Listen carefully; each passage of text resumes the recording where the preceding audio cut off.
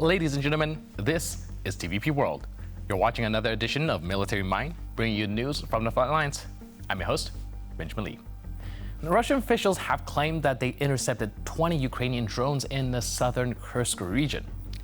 The governor of the neighboring Belgorod region said that air defense units had downed several airborne targets, resulting in some damage to the roofs of several buildings.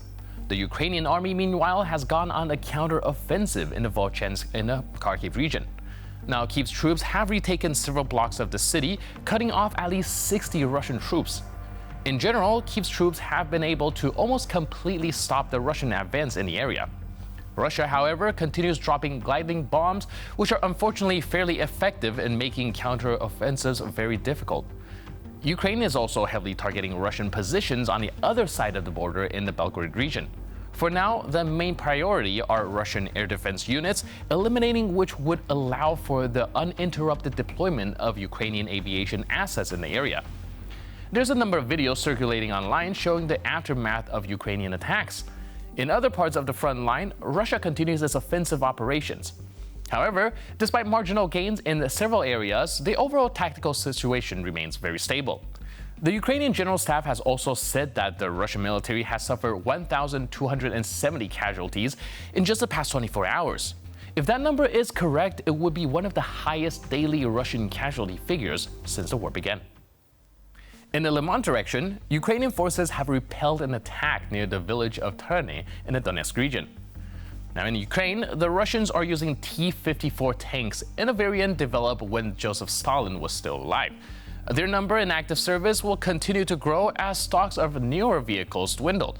In this footage, we'll see a Ukrainian tank launching direct fire on enemy positions, both with the main gun and the machine gun. І коли ми почали рух, то це було якби трішки шоком. До цього ми працювали десь за 2-2,5 неділі до цього. Я вам скажу, за ці 2 неділі село зруйнували майже вщент. Тобто до цього ми їздили, там були будинки, були паркани, були дерева. А коли ми їхали вже іменно в цей день працювати, там стояли просто пеньки, згорівші будинки, розбиті паркани. Таке трішки якби і гнітуче таке було враження. Стріляють вони, як завжди, неприцільно, тому я на таке навіть не звертаю уваги.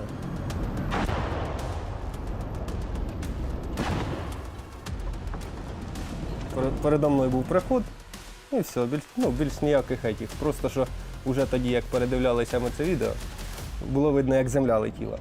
І все, а внутрі я цього не почув. Страх.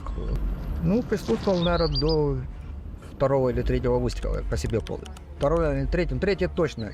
Я уже как бы вошел в рабочий режим, как бы и даже, честно сказать, не слушал, что где-то глухое.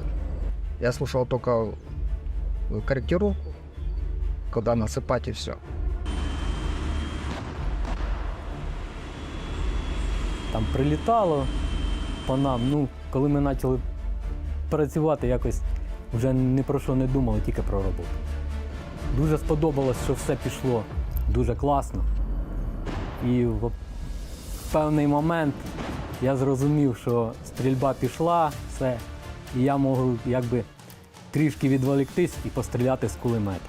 Тому я вручну ще стріляв, навалював ці кацапні з кулемета. I have a family. Where did I come from? Yelled the Russians taken prisoner in the next clip. Now, moments earlier, though, dense thickets, the fighters of the legendary 3rd Separate Assault Brigade, approached the Russian dugouts and began a push that quickly displaced the invaders with its momentum. Now, here's the footage of the assault recorded by a GoPro camera on a soldier nicknamed Safari. Передай привет. Чип, попрощайся, хуета. Почувати їдемо хлопці. Да, почилить, да? В лесу. 7 не наших, там 7 невідомих. Автом'янки замаринували. Давай, йди!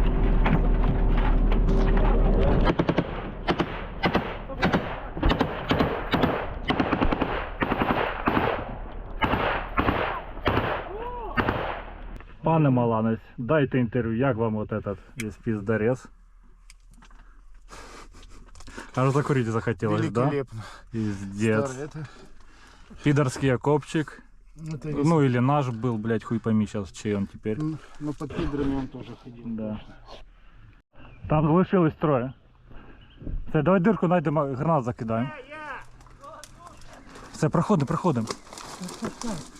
Блин, я понимаю, телефон это хуйня был. Так що, зайдемо? Пошли.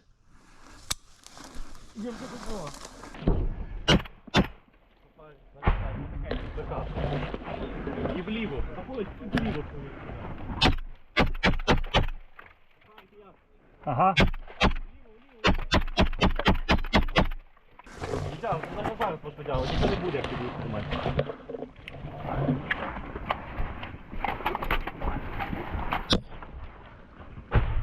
Бося, граната.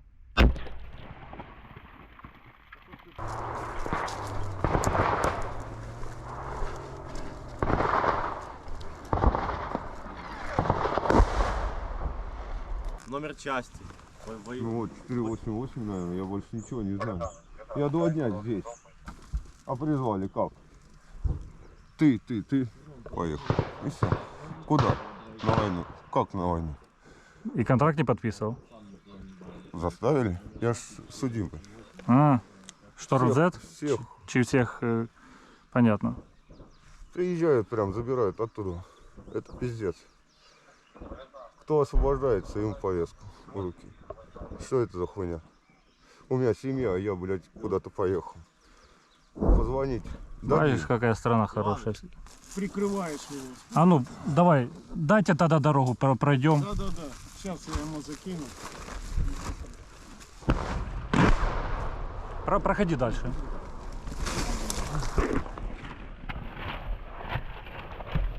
Фух, добрий день. Блядь, дай спуститься. Нет, там нормально. Що ти вам доказав? Ну закупляє. Це товар? Ну, мішків тут немає. Подивись, де мішки знаходяться. Так, є БК тут в них. Пімка бачу, а там ящику. Я калаху бачу. Зеленому що ящик? Ти ж тільки на людей не наводять, а то розріжеш пополам. Тобі самотньо. Нема чим зайнятися. Вривайся в 3-ю штурмову. Yesterday, we showed you a video of Ukrainian POWs beaten and forced to sing the anthem of the Soviet Union. Now, today we got an update about the Russian involved in the incidents, as Ukrainian journalists identified one of them. Раз, два, три. Встал.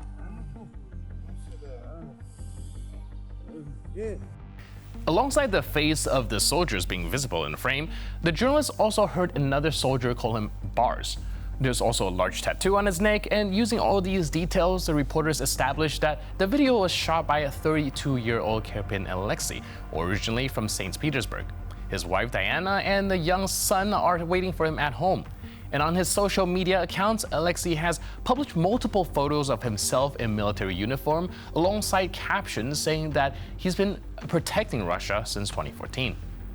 According to the Mirotovets website, Alexei was a serviceman with the 6th Motorized Rifle Company of the 4th Separate Motorized Rifle Brigade of the self-styled Luhansk People's Republic Militia. Now he's serving with an assault group of the 153rd Tank Regiment of the 47th Guards Tank Division in the 1st Tank Army. Alexei often publishes photos from his time in uniform on social media networks, which suggests that his continued involvement in combat operations. On June 2nd, Ukrainian Ombudsman Dmytro Lubinets sent official letters to the International Committee of the Red Cross and the United Nations, asking them to document abuse of Ukrainian prisoners of war by the Russian military. Also, the Ukrainian prosecutor's office has already opened an investigation into the cruel treatment of Ukrainian prisoners of war. Law enforcement established that the video was shot in the Kharkiv area. Now, what are we telling you all this? On the show, typically highlighting clips of fresh combat footage. Well, to show you that you can't just get away with illegal stuff in war. As Volodymyr Zelensky once said, Ukrainians will find every Russian occupier and everyone who fought this terrorist war, and that's what Kyiv is doing. We're just a messenger. And with that, we conclude this edition of Military Mind. For more news, update, and commentary, please stay tuned to TVP World.